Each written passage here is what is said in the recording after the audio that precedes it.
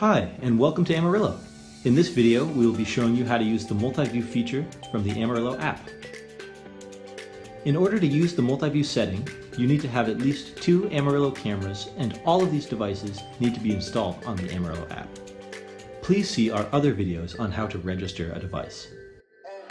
Once all of your cameras are up and running, you can start multiviewing. On the app, tap on Multiview in the sliding toolbar located at the bottom. Once you have selected this icon, you will be able to live stream from all of your cameras.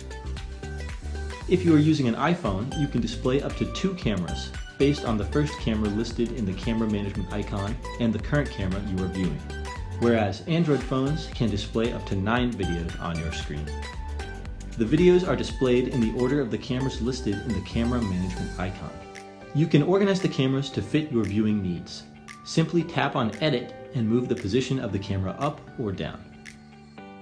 While in Multiview, you can minimize and maximize each screen depending on which camera you want to view. To change the camera feed, simply select the stream that you would like to view. Keep an eye on multiple locations at the same time with this time-saving multi-viewing feature. To learn more about our camera security features, please visit our website at Amarillo.us. Thanks for watching.